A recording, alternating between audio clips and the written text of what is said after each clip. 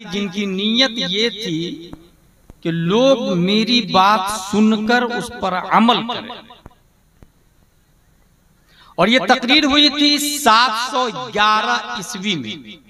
तकरीर कहां हुई थी? स्पेन के अंदर। 711 ईस्वी की तकरीर है स्पेन के अंदर। और वो 3 लाइन की सिर्फ तकरीर है। और 3 लाइन की तकरीर ने जलसे को जो कामयाब किया है, 800 साल तक सुनने वाले 7000 लोग थे। 800 साल तक वो स्पेन की छाती पर मोहम्मदी झंडा के साथ नारे तकबीर, नारे रिसालत, अज़मत इस्लाम, शौकत इस्लाम, सहाबाए किराम, सुभान अल्लाह। नकीब की भी नीयत होती है, जैसा कि हजरत ने तकरीर की किस्में बताई। ये एक नकीबे बाकमाल का काम, हर नकीब नहीं कर सकता। नकाबत भी खिताबत ही का एक हिस्सा है जी। वो तकरीर ये थी, अय्युहन्नास ऐनल मफर अल बहरु मिन वराइकुम वल अदु अमामकुम व लैसा लकुम वल्लाहि इल्ला सिद्क़ व सब्र। मेरे दोस्तों कहां जाओगे? सामने दुश्मन, पीछे समंदर, डॉल्फिन, ब्लू व्हेल, शार्क, मगरमच्छ, दोनों जान के दुश्मन हैं। सिवाय लड़ने के और कोई ऑप्शन नहीं है। ये तकरीर सुन के 7000 लोग जो लड़े हैं, लाखों कुफ्रो शिर्क को मौत का घाट उतार कर स्पेन में इस्लाम का झंडा लहरा दिया। और 800 साल तक उंदुलुस के नाम से हमारी हुकूमत थी। उसी जमाने में अब्बास बिन फरनास ने प्लेन उड़ाने का नजरिया दिया। जॉर्ज बर्नार्ड शॉ ने एक बड़ी अच्छी बात कही थी, अगर स्पेन से मुसलमानों को नहीं हटाया जाता तो 200 साल पहले मुसलमान चांद पे जा चुके होते। अल्लाह। तो वो तकरीर को सुनने की नीयत से सुना, जैसा कि मैंने कहा जलसे की नीयत होती है। स्टेज को मिंबरे रसूल कहा जाता है, ठीक है। और कोई बात नहीं करेगा, मैं समझा दे रहा हूं। ये इसको समझाइए जो फोन से बात कर रहा है। अरब से सुने मोहब्बतों के साथ। मिंबरे रसूल है क्योंकि 1400 साल पहले प्यारे मुस्तफा ने जो बात कही, वही बात आज भी स्टेज से वारिसीने अंबिया किया करते हैं। इसलिए इसका नाम मिंबरे रसूल। उसी तरह मुसल्ले रसूल है जो मस्जिद में होता है। 1400 साल पहले जितनी रकातें मुस्तफा ने पढ़ाई, बगैर रकात घटाए बढ़ाए वारिसीने अंबिया नमाज पढ़ा रहा है। उस मुसल्ला पर अगर फासिक इमाम चला जाए तो वक्त का हुसैन बन के आदमी जान भी देता, खानदान भी देता, मगर यजीद को मुसल्ले पे बर्दाश्त नहीं करता। इसीलिए स्टेज पर जो दाढ़ी वाले हजरात है वही बैठेंगे, बगैर दाढ़ी वाले हजरात स्टेज को खाली करेंगे। अगर आज मिंबरे रसूल पर बगैर दाढ़ी वाले बैठे, कल मुसल्ले रसूल पर भी बैठेंगे और कोई बोलने वाला नहीं होगा, कोई टच करने वाला नहीं होगा। क्या जरूरतमंदी है हज़रत, या आपका हक है। वाह वाह वाह वाह वाह वाह। जलसे कराने की नीयत है, इस्लाह तो हमसे शुरू होना चाहिए। चाहे वो कमेटी के मेंबर हो, सदर हो, सेक्रेटरी हो, खजांची हो, बहुत अच्छी चीज है। वाह वाह। हमसे इस्लाह होगी। वअमुर अहलक बिस्सलात वस्तबिर अलैहा। खुद भी नमाज पढ़े, घर वालों को भी हुक्म दे और उसका एहतिमाम करते रहे। पहला पॉइंट हो गया। इन्नमल अमालु बिन्नियात, अमल का दारो मदार नीयत पर। अगर अजमत भाई नाज शरीफ पढ़ रहे हैं और लोग पैसा ज्यादा देने लगे, अगर तूल दे दिया पैसे की नीयत से, नीयत बातिल। और अगर छोड़ दिया फैजी साहब की नीयत से, नीयत जायज बल्कि सवाब का मुस्तहिक। मसौली शरीफ में आसिफ रजा साहब ने बड़ी अच्छी एक बात कही थी। एक साहब को टाइम दिया गया 10 मिनट और वो ले लिया आधा घंटा से ज्यादा। जानते हैं उन्होंने क्या कहा? जिसने टाइम अपना ज्यादा लिया, मुकर्ररा वक्त से ज्यादा, वो दूसरों का हक मारेगा। और जिसने लिया था उसकी मौजूदगी में बोला, असल में नकाब। अगर मैं जवान हूं, अब इबादत नहीं किया, बुढ़ापे में इबादत किया, तो इसका मतलब ये हुआ जो जिस्म, रूह, तवानाई, ताकत और कुव्वत रब ने अपने लिए दी थी वो गैरुल्लाह में इन्वेस्ट कर दिया। अब बुढ़ापा में कुछ भी नहीं कर सकते तो वो अल्लाह के लिए दे रहे हैं। इसलिए जवान की इबादत उसे विलायत ही नहीं गौस की मंजिल तक पहुंचा देती है। वाह वाह वाह वाह। इन्नमल अमालु बिन्नियात। आपने प्लेन खरीदा, कोई जरूरी नहीं प्लेन वाले पे ज़कात फर्ज। 100 बिलियन का प्लेन मगर ज़कात फर्ज नहीं हो सकती, क्योंकि वो आला सवारी, उससे जो इनकम होगा उस पर ज़कात। लेकिन नीयत ये है कि कोई आदमी गरीब हो उससे गुंबद खजरा फ्री में दिखा दूंगा। प्लेन खरीदना भी इबादत में शुमार हो जाता है। क्या बात है, वाह। और अगर आपने साइकिल खरीदी इस नीयत से कि पड़ोसी के पास साइकिल नहीं है, मैं उससे बिगेस्ट बेटर हूं, उससे अफजल वाला हूं, वो साइकिल खरीदना भी बातिल हो जाता है। इसीलिए इमाम शाफई कहते हैं पूरी दुनिया का हर मसला, हर बात के शुरू में इस हदीस की तफसील होनी चाहिए। इन्नमल अमालु बिन्नियात। आगे लिखा है हदीस शरीफ, व इन्नमा लिकुल्लि इम्रिइन मा नवा। जिसकी नीयत करेंगे उसमें कामयाब होंगे। बहुत पॉइंट की बात बता रहा हूं कपिल भाई। अगर जलसे की नीयत है इनकम ऑफ सोर्स तो उसमें कामयाबी मिलेगी, ये हदीस बोल रही है। लेकिन ये नहीं हदीस बोल रही कि वो जायज है। अगर जलसे की नीयत करोड़ों रुपया हराम का जमा करना हो तो उसमें भी कामयाब हो सकते हैं। हिल्लत हुर्मत तो अदर डिपार्टमेंट। व इन्नमा लिकुल्लि इम्रिइन मा नवा। जिसकी आप नियत करेंगे उसमें कामयाब हो। इसलिए कामयाब होना ये मकबूल इंदल्लाह की दलील नहीं। कामयाब होना मकबूल इंदल्लाह की दलील नहीं। मियार कामयाबी अलग अलग। कपड़ा खरीदा आप इस नियत से पहना कि अल्लाह की नेमत का इजहार करूंगा, कपड़ा खरीदना इबादत। और अगर इस नियत से कि तुमसे बेहतर हूं मैं, तू मेरे सामने हकीर फकीर सरापा तकसीर है, ये किब्र और गुरूर और नुबुव्वत में दाखिल है। बेशक बेशक, क्या बात। और अगर इस नियत से 1500 दिरहम का कपड़ा पहना कि रब ने मुझे दिया है तो रब की बारगाह में जाऊंगा, उसी बंदे को इमाम आजम अबू हनीफा हाय हाय हाय हाय हाय हाय हाय, वाह वाह। 1500 दिरहम का कुर्ता पहन के रात में निकलते थे मस्जिद। किसी ने कहा हजरत हजरत इतना महंगा कपड़ा बादशाहों के यहाँ जाने के लिए पहनाया जाता है। इमाम आज़म फरमाते हैं रब से भी बड़ा कोई बादशाह। हाय हाय हाय, नारे तकबीर, नारे रिसालत, सीरते मुस्तफा कॉन्फ्रेंस।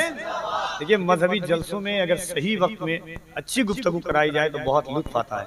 सुने इंशाअल्लाह, बहुत काम की बातें सुनेंगे आप। वाह वाह वाह। इन्नमल अमालु बिन्नियात।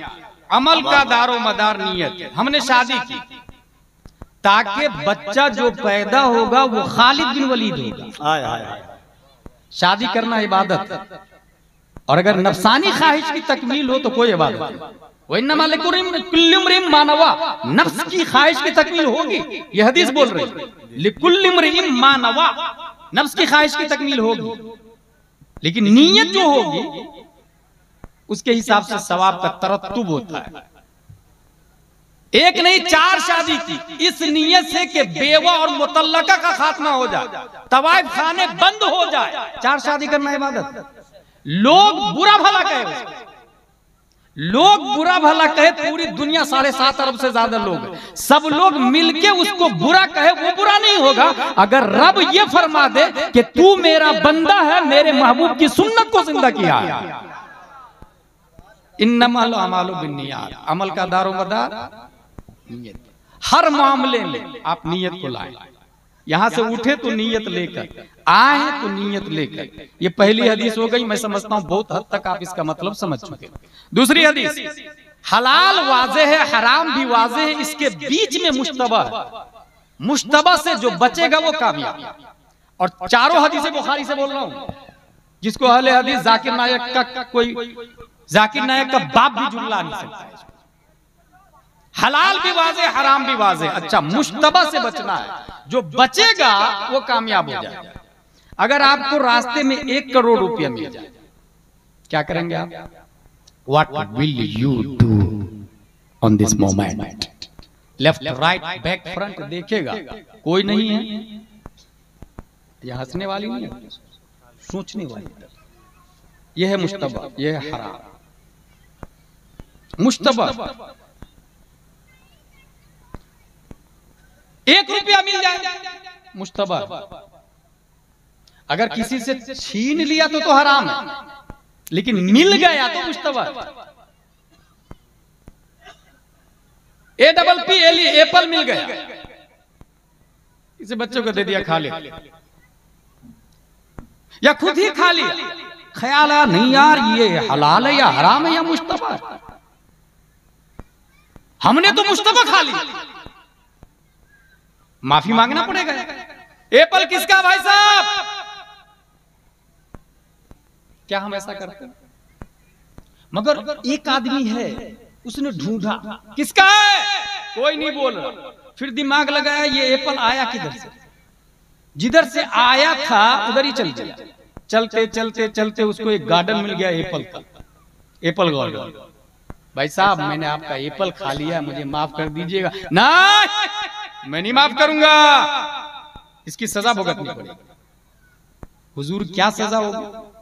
बोले मेरे पास अंधी लंगड़ी लूली बहरी गूंगी लड़की है, उसे अपनाना पड़ेगा। That's point, turning point. उसने सोचा अगर नहीं अपनाता हूं तो जहन्नम है, और अगर इसको अंधी लंगड़ी लूली बहरी लड़की को अपना लेता हूं तो 40-50 साल के बाद तो मर जाना, फिर हूर मिलेगी। 2 ऑप्शन, इधर अंधी लड़की है उधर हूर है, कौन चूज करेगा? अच्छा ये अंधी लड़की 30-40 साल रहे, दुनिया की वैलिडिटी कितनी है? इंसान कितने साल जिंदा रहता है? 60, 50, 60, 70, 80, 90, उनके यूं ही 20-30 साल गुजर चुके। उसने सोचा अगर अंधी को ले लेता हूं तो हूर मिल जाएगा, और अंधी को छोड़ देता हूं तो हूर से महरूम हो जाऊंगा, इसलिए ये 40 साल के लिए अंधी को ले लेता हूं, बाद में हूर मिल जाएगी। यही सोचने की जगह है। ये जो 1 करोड़ मिल रहा, ये कितने साल तक यूज करेंगे आप? अगर 20, 30, 40 साल तक करोड़पति है आप, तो ये 40 साल की वैलिडिटी करोड़पति। लेकिन मरने के बाद उसी 1 करोड़ नहीं बल्कि 1 लाख भी, 1 रुपया भी ले लिया तो हश्र में करोड़ों लोग हैं, रब हाकिम है। फरियादी मौला मेरा 1 करोड़ रुपया ले लिया, वो आदमी कहेगा क्यों तूने 1 करोड़ रुपया लिया? हाँ मौला लिया था मैं, वापस कर। अब वहां तो पैसे तो रहेंगे, फिर जानते क्या वापस होगा? उसकी नेकियां वापस होगी। अल्लाह, ये नेकियां कहाँ की होगी? हज किया हुआ, रोजा किया हुआ, ज़कात दिया हुआ, जुमा पढ़ा हुआ, कभी कुरान शरीफ पढ़ा हुआ, सुना हुआ, अजान सुना हुआ, अजान दिया हुआ, जो भी नेकियां हैं वो सब ट्रांसफर हो जाएगी। किधर? जिसका 1 करोड़ लिया, 1 लाख लिया। तू राजी हो गया? नहीं मौला मैं राजी नहीं हूं, ये कलेक्टर से इसकी बनती थी, कनपट्टी पे बंदूक रख के दादागिरी करके हुकूमत भी करता रहा, बोलने भी नहीं देता था। जानते हैं क्या होगा? उसके गुनाह ट्रांसफर होंगे उधर, जिसका 1 करोड़ लिया था। अब उसके पास क्या बचा? 0 0 0 0। ये करोड़पति कब तक रहा? 40 साल तक। अब फुटपाथ पे कब आ गया? करोड़ों साल के लिए फुटपाथ पे आ गया। Think about it. 40 साल तक करोड़पति रहा। अगर वो यही सोच लेता कि ये 40 साल करोड़पति रहने से बेहतर है मरने के बाद मिलियन बिलियन साल तक अरबपति बन के रहूंगा, तो ये 40 साल के लिए लात मार देता उस करोड़ रुपए। मगर उसने मरने के बाद वाली जो अनलिमिटेड जिंदगी है, अपने लोग माँ के पेट में कितने महीने रहे थे? मोस्टली 9 महीने। हालांकि 6 महीने के बाद बच्चा कभी पैदा हो सकता है, और 1.5 साल 2 साल में भी बच्चा पैदा हो सकता है। ये मसला ज़हन में बैठा लें। अगर 12वां महीना शुरू हुआ तो ऑपरेशन मत करवाएं। बच्चे की वैलिडिटी माँ के पेट में 2 साल तक, 2 साल तक बच्चा माँ के पेट में रह सकता है। आप जाएंगे ऑपरेशन करवाने, नसबंदी कर देगा, खत्म ही कर देगा मामला। 9 महीना माँ के पेट में अपने लोग को कम क्यों लग रहा है जानते हैं? क्योंकि यहाँ 70 साल जीते हैं ना। अगर 9 महीने की बजाय वहां पर रहना होता 50 साल और दुनिया में रहना होता 40 साल, तो ये कम लगता ना उसकी बनिस्बत।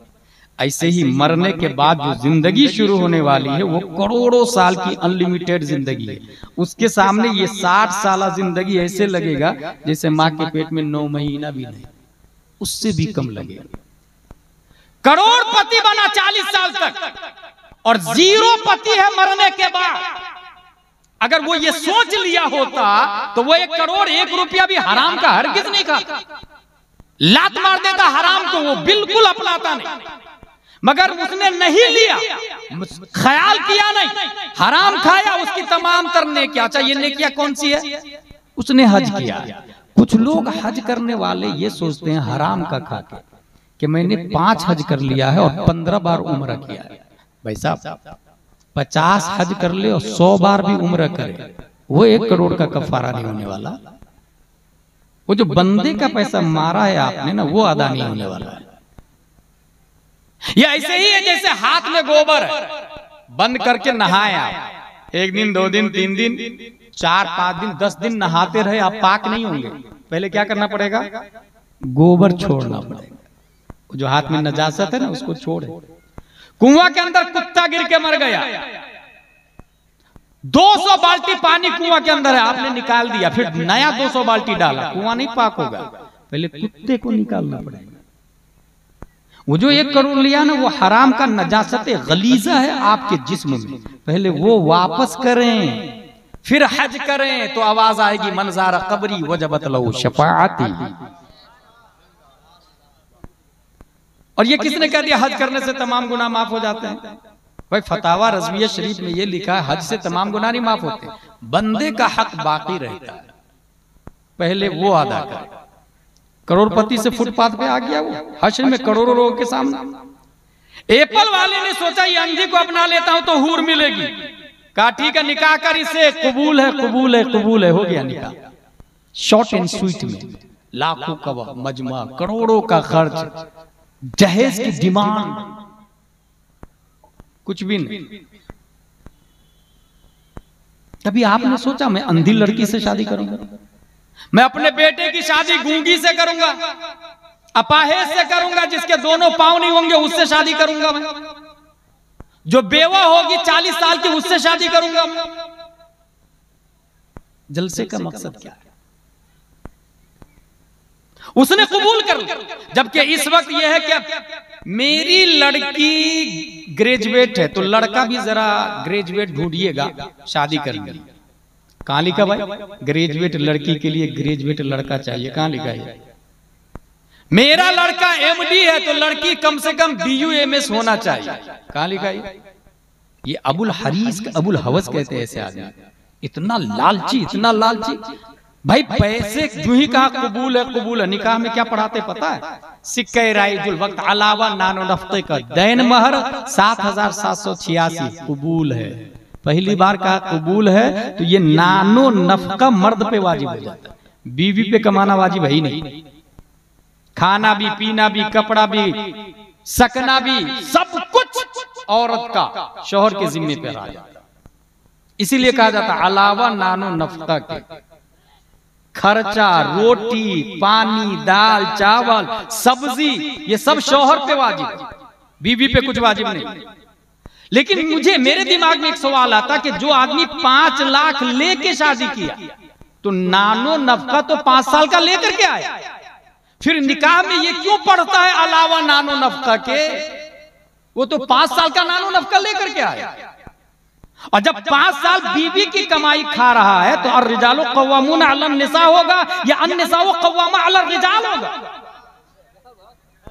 5 साल बीवी की कमाई खा रहा तो जो इंसान कमाई खाता वो गुलाम होता है, खिलाने वाला हाकिम होता है। 5 साल 5 लाख बीवी से लेकर के आए जहेज में तो बीवी की कमाई खा रहे हैं आप ना, तो आप हाकिम कहां से? आप गुलाम हुए ना भाई साहब। इसलिए मेरी फिक्र कहती है कि जो शख्स जहेज डिमांड के साथ लेके शादी करता है वो मर्द है ही नहीं, बीवी की कमाई खा रहा है। अलावा नानो नफका, शॉर्ट एंड स्वीट में। अच्छा जरा अपने लेवल के हिसाब से वेल सेटल, करोड़पति है तो करोड़पति ढूंढेगा। पलामू में एक आदमी है, नाम नहीं बताऊंगा, अशरफिया सफारी, बस अब तक बोला मेरे भाई की शादी है, हम लोग जरा करोड़पति है तो लड़की भी करोड़पति तलाश है। मैंने फौरन कहा वाला हौला वाला कुव्वता इल्ला बिल्लाह। आप बोल रहे हैं ऐसा, मिसबाही होकर के ऐसा बोल रहे। देखिए मादियत कैसी गालिब आ लोगों, क्या हो गया, कहां जा रहे हैं। यही हाल है Mohammed bin Salman prime minister of सऊदीया का। वो किधर जा रहा है? और फादी अबू सलाह शहीद फिलिस्तीन किसको कहा जाता है? सोचे आप, उसने मुख्तसर में कबूल है कर लिया अंधी लंगड़ी लूली लड़की से। जब शबे जुफाफ में गए तो देखा कि बहुत खूबसूरत लड़की, फौरन पलट के वापस आ गया। आपने जिससे निकाह पढ़वाया वो लड़की नहीं है, अंदर का वही लड़की है। अंधी इसलिए कि कभी हराम देखा नहीं, लूली इसलिए कि हाथ ने हराम काम किया नहीं, लंगड़ी इसलिए कि पांव हराम की तरफ चले नहीं है, गूंगी इसलिए कि जुबान ने हराम बोला ही नहीं, बहरी इसलिए कि कान ने कभी हराम सुने ही नहीं। इसलिए शादी हो गई। याद रखिएगा लड़की कितनी नेक है और लड़का कौन है? एप्पल की माफी मांगने चला था। इसी दोनों की शादी हो जाती है, पेट में एक बच्चा है, बच्चे की विलादत होने वाली। हजरत आदम अलैहिस्सलाम ख्वाब में, हजरत मूसा अलैहिस्सलाम ख्वाब में, हजरत नूह अलैहिस्सलाम ख्वाब में, हजरत अबू बकर उमर उस्मान अली सहाबा ख्वाब में, और तमाम सितारों के बीच में प्यारे मुस्तफा ख्वाब में, और कह रहे हैं उस खातून के शौहर से, या अबा सालेह इन्नल्लाह आताका इब्नन हुवा वलिय्यी व वलिय्युल्लाह व महबूबी व महबूबुल्लाह व सयकूनु लहू फी शान व सयकूनु लहू शानुन फिल औलिया कशानी बैनल अंबिया व रसूल। ए अबू सालेह, तुम्हारे यहाँ जो बच्चा पैदा हो रहा है मेरा भी वली है, अल्लाह का भी वली है, मेरा भी महबूब है, अल्लाह का भी महबूब है। उनकी शान तमाम वलियों में ऐसी होगी जैसे मेरी शान तमाम नबियों में। 571 हिजरी 470 हिजरी जिलान की धरती पर अबू सालेह की पीठ से, उम्मुल खैर फातिमा के पेट से जो बच्चा पैदा होता है, दुनिया उसी बच्चे को गौसे आज़म कहते हैं। नारे तकबीर, नारे रिसालत, सीरते मुस्तफा कॉन्फ्रेंस, अल्लामा गुलाम जिलानी अज़हरी साहेब, नारे तकबीर, नारे रिसालत। ये हकीकत बोल रहा हूं, और हमारे उलमा इसको 12 बयान किए, मगर पता उसको होगा जो जुमा में तकरीर से पहले जाए। गलत बोल रहा हूं मैं? जो तकरीर हर इमाम 4-5 मसले वाक़िया के साथ में बयान कर ही देते। तकरीर से पहले आप गए, एक जुमा में 5 मसले सीखा, 2 जुमा में 10, महीने में 4 जुमा, 4 को 5 से इंटू करे 20 मसले का अल्लामा एक महीने में हो गया। बुढ़ापे में हजारों मसाइल के अल्लामा हो जाएंगे। और मुझसे अच्छी तकरीर होती है, मैं एक तकरीर कई जगह करता हूं और माकूल नजराना लेकर, मगर आपका इमाम नई तकरीर करता हर मस्जिद में, क्या उसको जुमा के बाद 100 रुपए का मुसाफा इंसान करता? That's point. जो हालात हमारे सामने हैं वो इसीलिए रस्मो रिवाज, भेड़ चाल माहौल में चल रहा है। जो हकीकत है उसको देखने के लिए कोई तैयार नहीं। इन्नमल अमालु बिन्नियात, अमल का दारो मदार नियत है। हलाल भी वाजे, हराम भी वाजे, मुश्तबा को छोड़ दे, आपके यहाँ गौसे आजम पैदा होगा। एप्पल खाना मुश्तबा था क्योंकि रोड पे मिला था। मैं गलत बोल रहा हूं? एप्पल खाना मुश्तहब था, रोड पे मिला था। हजरत आप भी बात करना छोड़ दे। मुश्तबा चीज को खाएंगे, आपके यहाँ कोई वली पैदा नहीं होगा। मुश्तबा चीज खाना छोड़ दे, आपके यहाँ अल्लाह का वली पैदा होगा। ये 2 हदीस की बातें मैंने बता दी। तीसरी हदीस, मिन हुस्न इस्लामिल मर्इ तर्को मा ला यानी, आदमी के इस्लाम का हुस्न इसमें है कि गैर मकसूद बातों को छोड़, लायानी बातों से परहेज करे, फालतू बातों से परहेज करे। फीफा वर्ल्ड कप का नाम सुना आप लोगों ने? यह है लायानी। लायानी की तशरीह में मुशर्रिहीन ने शिर्क, कुफ्र, मासी, लहू, लाइब सबको दाखिल किया। जो चीज गलत हो उसे छोड़ दे। देख रहे हैं ये हमारे यहाँ सेल्फी ले रहे हैं स्टेज, क्या तकरीर करेगा आदमी, किसको समझाएंगे? इसीलिए मैंने कहा ना स्टेज को गलत आदमी से पाक रखा जाए। पूरे इंडिया का यही हाल हो चुका है। अरब में ऐसा नहीं होता। तकरीर अरब में मैंने सुनी है, वहां की तकरीर का तरीका अलग होता। फीफा वर्ल्ड कप जिसके अंदर $210 मिलियन खर्चा होता, $210 मिलियन, मिलियन नहीं बिलियन। 1 मिलियन 10 लाख को कहते हैं अजमत भाई, और 1 बिलियन 100 करोड़ को कहा जाता है। ठीक है, $210 बिलियन खर्चा किया। अगर वही 210 बिलियन फादी अबू सलाह की फिलिस्तीन में लगा देता तो क्या आज हजारों मुसलमान शहीद होते वहां?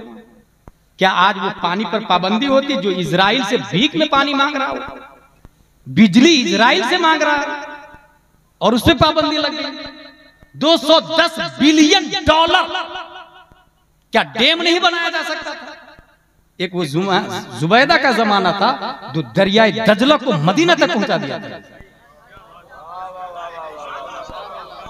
कहां है ये कतर का prime minister Mohammad bin Abdul Rahman? जमीर मुर्दा हो चुका है। कहां ये सऊदिया का prime minister Mohammad bin Salman? गैरत ईमानी कहां मर गई है? कौन सोचेगा भाई? इजराइल बिजली दे रहा, पानी दे रहा, आप उसको मारेंगे तो वो काटेगा नहीं। फीफा वर्ल्ड कप में $210 बिलियन खर्चा किया और यहां पानी के लिए मर रहे, प्यास से मर रहे, अगरबत्ती और चिराग में कुरान की तिलावत कर रहे हैं, कुरान की हिफाजत भी कर रहे हैं। तीसरी हदीस क्या बयान की मैंने? याद रखिएगा जो मेरा मौजू है, मोहम्मद बिन सलमान फादी अबू सलाह, और 4 हदीसें बयान कर रहा हूं मैं जिसपे पूरी दुनिया का निजाम इस्लाम गर्दिश करता है। उन 4 हदीसों में से तीसरी हदीस ये है, लायानी बातों से आप परहेज करें, जिसका कोई फायदा ना हो उससे आप परहेज करें।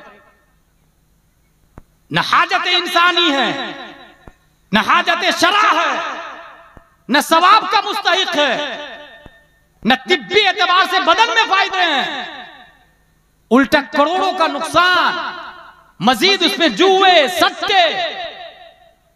फला जीतेगा मेरी तरफ से 1 करोड़ रुपया। और आपको हैरत होगी, रियाज सीजन चल रहा है। ये जो पढ़े लिखे लोग हैं चैनल देखते हैं उनको पता होगा रियाज सीजन। जानते हैं कौन करवा रहा Riyadh season? Mohammed bin Salman, prime minister of सऊदीया करवा रहा। कितना मरदूद है वो कि यहां लोग पानी की एक घूंट के लिए मर रहे हैं फिलिस्तीन में। उसी अरब का हिस्सा है फिलिस्तीन, और ये सऊदीया में रियाज सीजन करवा के बंबई की नचनिया फाहिश और फाहिशा को बुला रहे। पूरी दुनिया से लोग रियाज पहुंच रहे हैं। 40 लाख से ज्यादा लोग शरीक है उसमें। शुरका जायरीन में कितने लोग? 40 लाख से ज्यादा लोग शरीक हैं। $100 बिलियन खर्चा हो चुका, मगर यहां पैरासीटामोल खाने के लिए नहीं है फिलिस्तीन में। कौन सोचेगा भाई? कौन बोलेगा भाई? कहां रोएंगे आप जाके? नाज शरीफ भी पढ़ा था, ऐसे ऐसे करके पैसा लुटा दिया आपने। वो तो अल्लाह का शुक्र है आजमत भाई ने इस्लाह कर दी। इन्नमल अमालु बिन्नियात। अगर आलिम की खिदमत करनी है तो 1 करोड़ लाके दे देना कदमों में। आपका रब आपसे बेहतर जानता है, वो करोड़ के बदले 100 करोड़ आपको देगा, मगर 10 के नोट इस तरह उड़ाना कहां लिखा हुआ? फिर हम में और नाचने वालों में क्या फर्क रहेगा? आर्केस्ट्रा वाली में और हम में क्या फर्क रहेगा? बताए ना आप ईमानदारी से। इसका जिम्मेदार कौन है? कौन बोले? तर्को माला यानी, लायानी बातों से परहेज करें मुसलमान। फादी अबू सलाह का नाम लिया मैंने, गरीब फैमिली से ताल्लुक रखने वाला फिलिस्तीन का फादी अबू सलाह। पहले फिलिस्तीन क्या है उसको सुने। पहली जंग अजीम, first world war, WW1, first world war कहा जाता है उसको। ये 1914 से शुरू होकर 18 में खत्म हो गया। जर्मन का साथ सल्तनत उस्मानिया ने दिया था। ये सल्तनत उस्मानिया वही है 600 साल तक 3 बर्रे आजमों पर हुकूमत करने वाली सल्तनत। अर्तुगरुल गाजी का बेटा उस्मान। एशिया, यूरोप, अफ्रीका 3 बर्रे आजमों पर हुकूमत। मगर जर्मन का साथ दिया पहली जंग अजीम में। अमेरिका ने जर्मन को तबाह बर्बाद किया, साथ में सल्तनत उस्मानिया के टुकड़े टुकड़े टुकड़े। अब कोई बचा नहीं है, सीधा फिलिस्तीन पर कब्जा कर लिया। किसने? बरतानिया।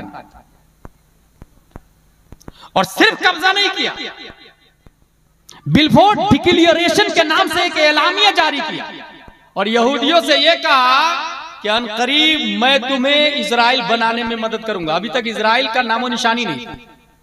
याद रखिएगा, इजराइल वो मरदूद कौम है जिन्होंने अपने नबियों को कत्ल कर दिया। पहचान लें इसको अच्छे से। नबियों को, हजरत यहया और जकरिया को, हजरत ईसा अलैहिस्सलाम पर हुर्मत का फतवा लगाने वाले यही मुफ्ती लोग हैं, यहूदियों के उलमा। अभी पोप बोल रहा अमेरिका से कि नहीं, ये नहीं है, वो इस्लाम के अगेंस्ट यूनिटी बनाने के लिए बोल रहा है। 1914 से 18 तक फर्स्ट वर्ल्ड वॉर खत्म, बरतानिया का कब्जा, ऐलान कर दिया मैं मदद करूंगा। 1945 में सेकेंड वर्ल्ड वॉर कब शुरू होता है? 1939 खत्म होता 45। इजराइल की बुनियाद डालने की बात आ गई। इजराइल कब्जा कर चुके थे काफी हद तक, यहूदी लोग कब्जा कर चुके थे। और धीरे धीरे धीरे जब एहसास हुआ लोगों को कि इजराइल को पूरा पांव फैला चुका है, एहतिजाज किया मुसलमानों, लड़ना झगड़ना शुरू किया। तब बरतानिया ने कहा ठीक है, अमेरिका ने कहा UNO में फैसला होगा, इधर आ जाओ। और UNO में क्या फैसला हुआ जानते हैं? 48% फिलिस्तीन को दिया, 44% इजराइल को दिया, 8% मस्जिद अक्सा वाला एरिया अपने अंडर में रख लिया। अंडर में क्यों रखा? यही समझने वाली बात है। ये 8% मस्जिद अक्सा वाला एरिया इसलिए रखा अपने अंडर में कि इसके लिए तुम दोनों लड़ो। यहूदी बोलता मस्जिद अक्सा हमारी है, ईसाई बोलता मस्जिद अक्सा हमारी है, मुसलमान बोलते मस्जिद अक्सा हमारी है, क्योंकि मेराज पर रब के ने नबी को बुलाया तो आसमानी सफर यहीं से शुरू हुआ था। तमाम नबियों की इमामत हमारे नबी ने इसी मस्जिद में की, मस्जिद हराम में नहीं, मस्जिद नबवी में नहीं, मस्जिद अक्सा में इमामत की हमारे नबी ने। और मुअज्जिन हजरत जिब्रील अलैहिस्सलाम, तीनों लड़। 1948 में 3 हिस्सों में बांट दिया। यरूशलेम को अपने अंडर में रख लिया 8% को। क्यों? ताकि इन दोनों के लिए लड़ना वेपन हम बेचेंगे। पूरी दुनिया में कितनी कंट्री पता आप लोग को? 208 कंट्री, उसमें वेपन इंडस्ट्री उन्हीं के पास है। अभी इजराइल और फिलिस्तीन की लड़ाई में 92% वेपन वहीं से लिए गए, अमेरिका से। बिलियनों का फायदा हो रहा है उसका। तुम लड़ो, औजार हम देंगे। अच्छा, खुद बराह रास्त इन्वॉल्व नहीं हो रहा, लेकिन डरा के सबको रखा। ठीक 1 साल पहले 1948 की बात बताई मैंने, 1947 में इंडिया का यही हाल किया। 1857 से लेकर 1947 तक हुकूमत करते रहे। जब हमने आवाज उठाई, सुभाष चंद्र बोस, किफायत अली काफी, अल्लामा फजले खैराबादी, महारानी लक्ष्मीबाई, जब बुलंद आवाज की तो कहा ठीक है जा रहा हूं, लेकिन डिवाइडिंग मैं अपने हिसाब से करूंगा। एक हिस्सा मुसलमान को दिया पाकिस्तान, दूसरा हिस्सा इनको भारत, तीसरा हिस्सा कश्मीर, न तुम्हारा न तुम्हारा। दिमाग देखे गेम कहां से चल रहा आप सोच भी नहीं सकते। इसके लिए तुम दोनों लड़ना, वेपन हम बेचेंगे, औजार हम बेचेंगे। AK-47 हम सप्लाई करेंगे, फाइटर हम सप्लाई करेंगे, ड्रोन हम सप्लाई करेंगे, तो मिसाइल बारूद हम सप्लाई करेंगे और कामयाब है वो। इन्नमा लिकुल्लि इम्रिइन मा नवा, हदीस शरीफ में आया ना। अमल का दारो मदार नीयत पर है, जैसी नीयत करेगा कामयाबी मिलेगी। और जब 7 अक्टूबर 6:20 6:30 बजे 20 में 5000 रॉकेट हमास ने फायर किए, पूरी दुनिया कहने लगी terrorist terrorist terrorist terrorist. A question arise in our mind. अगर अपनी जमीन को हासिल करने के लिए लड़ना टेररिस्ट है, फिर सुभाष चंद्र बोस के बारे में क्या ख्याल है, जवाहरलाल नेहरू के बारे में क्या ख्याल है, महात्मा गांधी के बारे में क्या ख्याल है, अल्लामा फजल खैराबादी के बारे में क्या राय, किफायत अली काफी के बारे में क्या राय। लिहाजा पूरी दुनिया को यह मानना पड़ेगा कि अपने हक के लिए लड़ना ये टेररिस्ट नहीं, फ्रीडम फाइटिंग है। अगर ये फ्रीडम फाइटिंग है तो करोड़ों रहमतें हो हमास के मुजाहिदीन पर। आप टेररिस्ट नहीं, फ्रीडम फाइटर है। दुनिया आपको दहशतगर्द है, मगर रब आपके साथ में है, मुस्तफा आपके साथ में है, औलिया आपके साथ में है, अब्दाल आपके साथ में है, उलमा आपके साथ में है। हाँ हाँ, हिंदुस्तान के सुन्नी मुसलमान आपके साथ में है।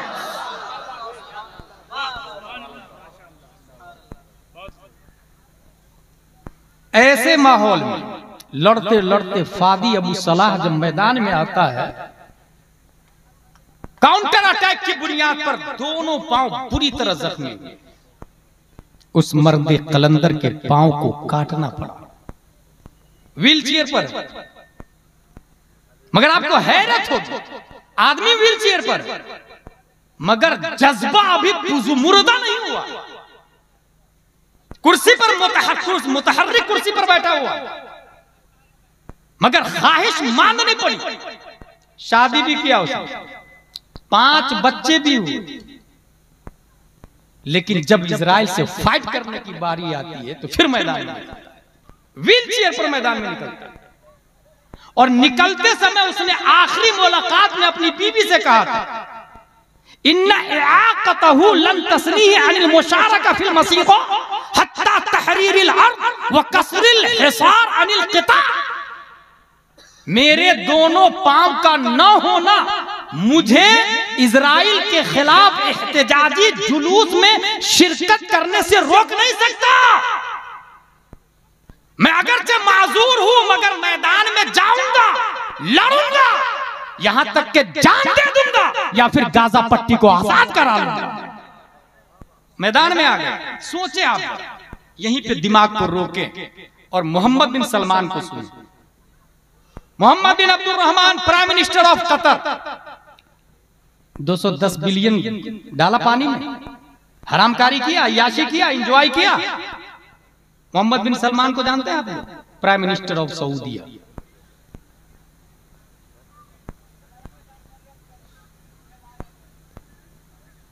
सऊदी का हाकिम है।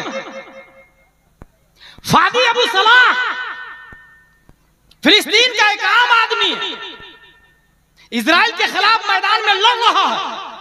और किससे लड़ रहा है आपको हैरत होगी, क्योंकि अमेरिका ने वेपन इजराइल को दिया। ये बंदा वेपन की जगह रस्सी में पत्थर बांधता और फिर घुमा करके इजराइल की तरफ रस्सी को फेंकता।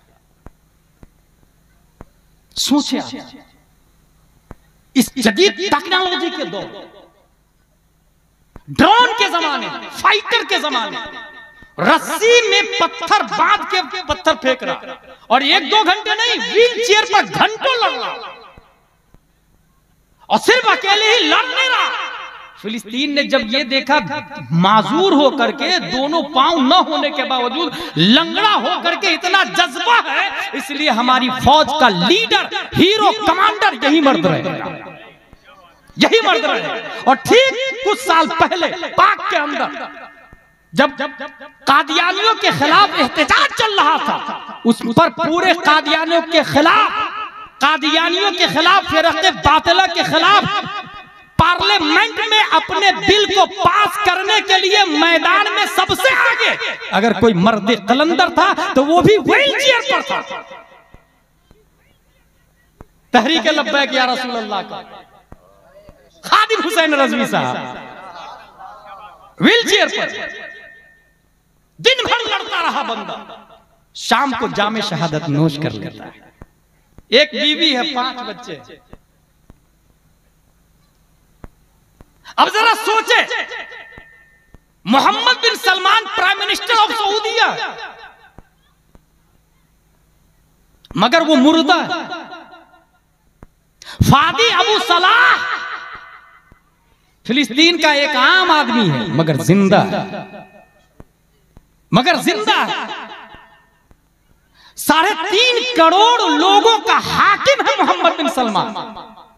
Population of Saudi Arabia 3.5 crore लोगों का हाकिम है, मगर मुर्दा। एक आदमी भी दिल से कदर नहीं करता, मगर ये बंदा सिर्फ 5 बच्चे और एक बीवी का हाकिम है, मगर जिंदा है। और 1-2 नहीं, करोड़ों दिलों में जिंदा है, रब की बारगाह में जिंदा है। यही नहीं, $25 बिलियन का तनहा मालिक है मोहम्मद बिन सलमान। $25 बिलियन का तनहा मालिक है, मगर मुर्दा है। फादी अबू सलाह 1 रुपया भी छोड़ा नहीं अपनी बीवी के लिए, मगर जिंदा है, मगर जिंदा है। उसके पास दोनों पांव हैं, मगर मुर्दा है। लंगड़ा से भी बदतर है मोहम्मद बिन सलमान। इसके पास दोनों पांव भी नहीं है, मगर रफ्तार का ये आलम है कि 1 सेकंड के करोड़वां हिस्सा में सजदे में सर रखता है और रब की बारगाह में पहुंच जाता है, मगर जिंदा। सोचिए आप जरा, सिर्फ यही नहीं, 21,49,000 स्क्वायर किलोमीटर जमीन का सुल्तान है मोहम्मद बिन सलमान, मगर मुर्दा। उसके पास सिवाय 2 गज जमीन के और कुछ भी नहीं, मगर फादी अबू सलाह जिंदा। फादी अबू सलाह जिंदा। 40 लाख से ज्यादा लोगों को शिरकत किया रियाज सीजन के अंदर। दुनिया से फाहिश को बुलाया, तर्को माला यानी पर अमल नहीं किया। सोचिए आप, 40 लाख लोग मोहम्मद बिन सलमान ने बुलाया। कितने लोगों को? 40 लाख लोग। और यहां वो 40 लाख लोगों को बुला करके भी मुर्दा है। और ये सिर्फ फिलिस्तीन में 400 लोगों के साथ लड़ रहा है, मगर जिंदा है, जिंदा है। जिंदगी मौत किसको कहते हैं? अभी आ रहा है। रियाज सीजन की इब्तिदा बैनुल अक़वामी शोहरत याफ्ता बॉक्सर से होती है। फाइटर जो मुक्का लड़ते हैं ना, उससे रियाज सीजन की इब्तिदा करवा रहा मोहम्मद बिन सलमान, मगर मुर्दा है। फिलिस्तीन के 400 लोग मैदान में जाते हैं तो वला तक़ूलू लिमन युक़्तलू फी सबीलिल्लाह, ये मुआज़ से शुरू होती है, और उनकी जंग की इब्तिदा इन्ना लिल्लाहि व इन्ना इलैहि राजिऊन से शुरू होती है। वो मुर्दा है, ये जिंदा है। और कोई ये ना कहे मोहम्मद बिन सलमान जिंदा नहीं। जिंदगी किसको कहते हैं? हुजूर सल्लल्लाहु तआला अलैहि वसल्लम ने अबू जहल से कहा, अबू जहल मान लो मैं अल्लाह का रसूल। 1 बार 2 बार 3 बार नहीं माना। जिब्रील अलैहिस्सलाम तशरीफ लाए, या रसूल अल्लाह ये मुर्दा है, आपकी बात असर नहीं करेगी। सोचे अबू जहल रूह बदन में बाकी है, मगर इस्लाम ने कहा मुर्दा है। अबू जहल बीवी बच्चे वाला है, मगर इस्लाम ने कहा मुर्दा है। कारोबार वाला प्लानर है, मगर इस्लाम ने कहा मुर्दा है। वो नबी को कत्ल करने का प्लान कर रहा है, इस्लाम ने कहा मुर्दा है। अबू जहल मुझे बता, तू जीते जी मर कैसे गया? तुझे मुर्दा किसने किया? अबू जहल का मिजाज आज भी जवाब देगा, सुनने वाला कान होना चाहिए। और फादी अबू सलाह, आप जिंदा कैसे? अबू जहल जंगे बद्र में मारा गया 3 हिजरी 4, 5, 6, 7, 8, 9, 10, 20, 30, 40, 50, 60, 61 हिजरी में हजरत औनो मोहम्मद जा चुके। इस्लाम बोलता है जिंदा है। हजरत मुस्लिम बिन अकील की रूह मलकुल मौत निकाल के ले गए। इस्लाम बोलता है जिंदा है। हजरत जुहैर बिन कीन इंतकाल कर गए। इस्लाम बोलता है जिंदा है। हजरत हुर की रूह निकल गई। इस्लाम बोलता है जिंदा है। हजरत अली असगर के हल्क को तीर पार कर चुका। इस्लाम बोलता है जिंदा है। इमाम हुसैन बदन करबला में, सर दमिश्क में, इस्लाम बोलता वला तहसबन्नल्लज़ीना क़ुतिलू फी सबीलिल्लाहि अमवाता। सवाल पैदा होता, ए अबू जहल तू जीते जी मर कैसे गया, और ए फादी अबू सलाह मरने के बाद भी आप जिंदा कैसे हैं? मिजाजे अबू जहल ने जवाब दिया, अदावत मुस्तफा ने मुझे जीने नहीं दिया, और फिलिस्तीन का फादी अबू सलाह बोला मोहब्बत मुस्तफा ने मुझे कभी मरने नहीं दिया। तकबीर, नारे रिसालत, सीरते मुस्तफा कॉन्फ्रेंस, नारे तकबीर, गुलाम जिलानी अजहरी साहब। 57 कंट्री से ज्यादा मुसलमानों के मुल्क है, सब मुर्दा है। फादी अबू सलाह जिंदा है, जिंदा है। इजराइल का दावा है यरूशलेम बिलोंग्स टू द ज्यूज। मस्जिद अक्सा हमारी, ये दावा है। इस्लाम बोलता फैदा जा वअदुल आखिर वलियसू वजूहकुम वलियदखुलुल मस्जिद कमा दखलूहु अव्वल मर्रा वलियुतब्बिरु मा अलौ तत्बीरा। जब इनसे कहा गया कि तुम मस्जिद में दाखिल हो जाओ नबी की फरमा बरदारी करते हुए, तो गुरूर और तकब्बुर की और दाखिल नहीं हुए। अहले फारस और रोम को मुसल्लत कर दिया गया और तबाह बर्बाद कर दिया। मस्जिद अक्सा भी छीन ली। पूरी दुनिया में नबी बल्कि अल्लाह के दीन पर कायम सिर्फ और सिर्फ मुस्लिम। इसलिए अल्लाह की जितनी प्रॉपर्टी है, मसाजिद अल्लाह के घर है, उसका मालिक, उसका मुतवल्ली सिर्फ और सिर्फ मुसलमान हो सकते हैं। इसलिए मस्जिद अक्सा भी हमारी और बाबरी भी हमारी। ये अपने बच्चों के भेजे में दाखिल करें। 3 साल का एक बच्चा खेल रहा, बाप ने कहा बेटा अंत लैसा मिन शानिक अल्लाइब मअल अत्फाल फअंत मन सौफ यफ्तहुल अक्सा। गिल्ली डंडा खेलने का टाइम नहीं बेटा, तुम इस काम के लिए नहीं पैदा हुए हो। अनकरीब तुम मस्जिद अक्सा को फतह करने वाले हो। 3 साल की उम्र में बाप बेटे को बोल रहा, बेटे के भेजे में पत्थर पर लकीर खींचने की तरफ बात नक्श कर गए। और 1187 में वही बच्चा सलाहुद्दीन अय्यूबी बल्कि मस्जिद अक्सा को फतह कर लिया। इसलिए मैं कह रहा हूं बच्चों के भेजे में उतारे। नबी कौन है, अबू बकर कौन है, उस्मान कौन है, अली कौन है, तलहा जुबैर हंज़ला रज़ियल्लाहु अन्हु कौन है, इमाम हुसैन कौन है, मस्जिद अक्सा किसकी और बाबरी किसकी। और याद रखे हजरत अबू बकर सिद्दीक रावी है एक हदीस की, इन्नल कौम इदा राव अल मुनकर फलम युगय्यिरूहु अम्महुमुल्लाहु बिइक़ाब। हदीस शरीफ के अंदर आया, अगर आपने जुर्म को देखा और मिटाया नहीं तो फिर अल्लाह ताला आजाब में सबको दाखिल कर देगा। आज फिलिस्तीन की बारी है और हम खामोश है, कल हमारी बारी है।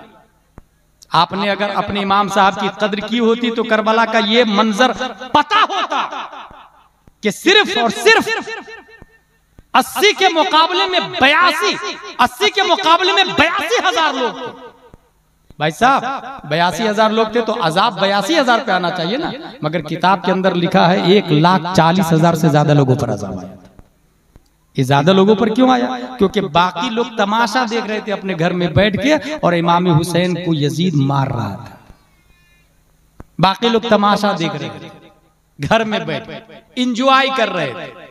हम थोड़ी जा रहे हैं, हमारी बारी थोड़ी। हजरत अबू बकर फरमाते नबी ने फरमाया जब कौम जुर्म को देखे तो हाथ से रोके, अगर नहीं रोका तो बीमारी में सब मुब्तला हो, अल्लाह के अजाब में, अल्लाह के इक़ाब में, अल्लाह की पकड़ में सब दाखिल हो जाए। दूसरा दावा इजराइल का, our army has tried day and night to complete complete, हमारी फौज मेहनत और मशक्कत कर रही है मस्जिद अक्सा के लिए, इसलिए हमारी है। तुम लोग लड़ना झगड़ना छोड़ दो, चुपचाप घर में बैठ जाओ। हमें क्या करना चाहिए? हदीस शरीफ, ला तज़ालु क़ाइफ़तुन मिन उम्मती ज़ाहिरीन अलल हक़्क़ ला यदुर्रुहुम मन ख़ालफ़हुम, क़ील अयनहुम या रसूल अल्लाह, क़ाल फ़ी बैतुल मक़दिस। एक जमात हमेशा हक पर कायम रहेगी और वो लड़ती रहेगी, लड़ती रहेगी। पूछा गया ये कहां के मामले में है या रसूल अल्लाह? फरमाया मस्जिद अक्सा के बारे में, मस्जिद अक्सा के बारे में लड़ती रहेगी। वो बोल रहे हैं बैठ जाने के लिए और नबी बोल रहे हैं लड़ते रहो।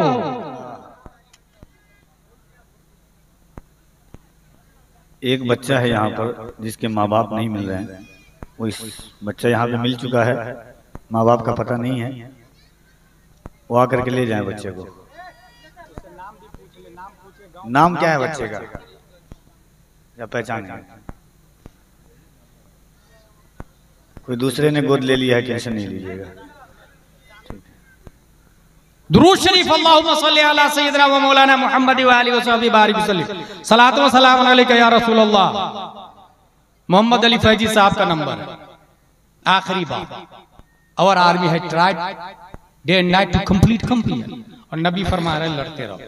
तीसरा दावा इजराइल का, the walking we are doing for the benefit of फिलिस्तीन और पीपल मस्ट बी एक्सेप्टेड। हम जो बेनिफिट और फायदे की चीज दे रहे हैं फिलिस्तीनी मुसलमानों को, वो लेके राजी हो जाए। कौन बोल रहा? इजराइल।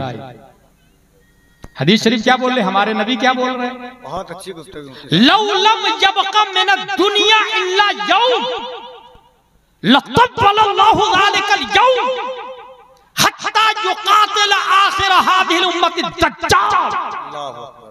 क़ील अयनहुम या रसूल अल्लाह, क़ाल अंतुम शर्क़िय्या नहरल उर्दुन व हुम ग़रबिय्या हत्ता यख़्तबियल यहूदी मिन वराइ शजर अविल हजर फयक़ूलु शजर अविल हजर या मुस्लिम या अब्दुल्लाह ताल ताल ताल हिला हादल यहूदी फक़ुलु। ये बोल रहे हैं कि हम जितना दे रहे हैं उतना लेके राजी हो जाए।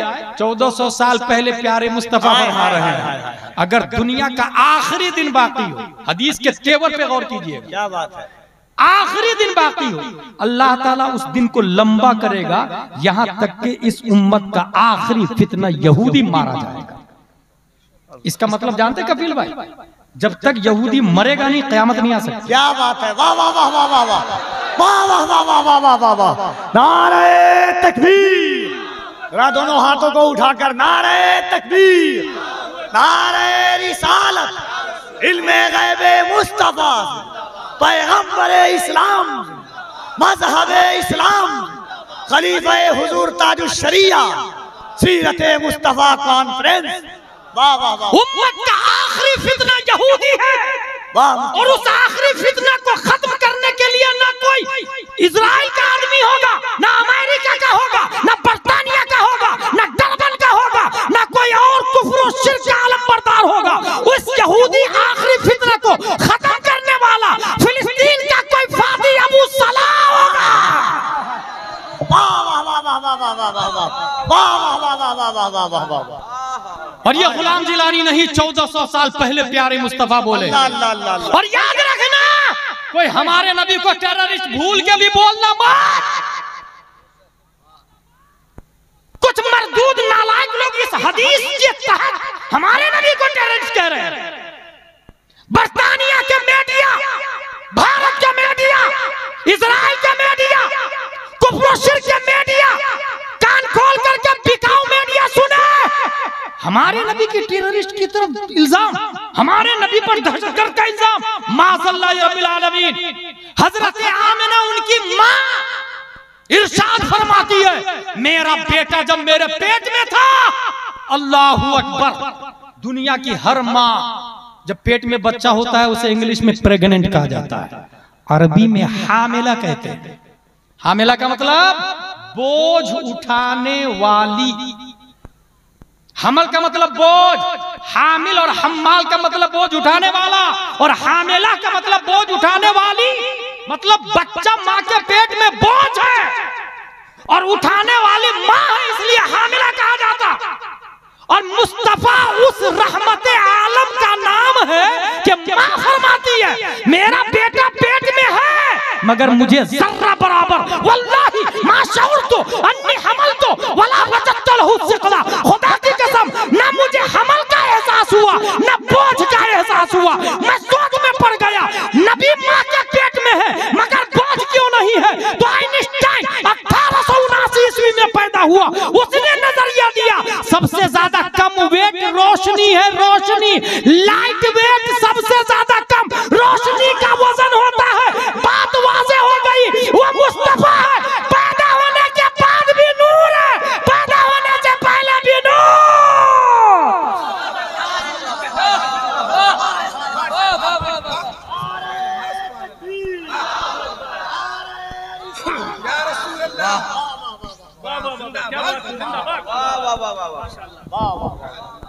जरा दोनों हाथों को उठाकर एक बार मोहब्बतों के साथ, जो जलसों में कभी कभी तकरीर हो रही है वो अभी अभी अल्लामा गुलाम जिलानी की हो रही है, जरा मोहब्बत से दोनों हाथों को उठा करके बताएं नारे तकबीर, नारे रिसालत, अज़मते मुस्तफा, शाने मुस्तफा, रिफाते मुस्तफा, बरकते मुस्तफा।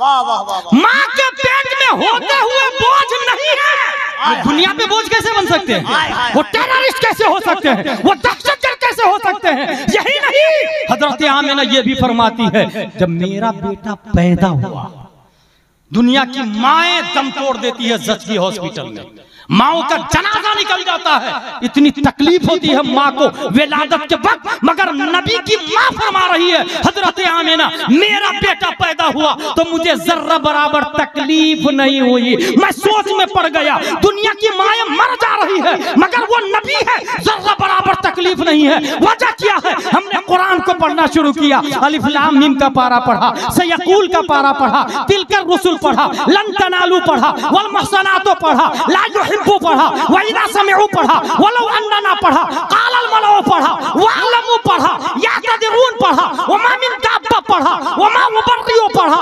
सुरबमा यवदुल्लदी पढ़ा, सुबहानल्लदी असरा पढ़ा, काल अलम अकुल लकुम पढ़ा, इख्तारबा पढ़ा। तो 17वां पारा में इस सवाल का जवाब मिल गया, वमा अरसलनाका इल्ला रहमतल लिल आलमीन।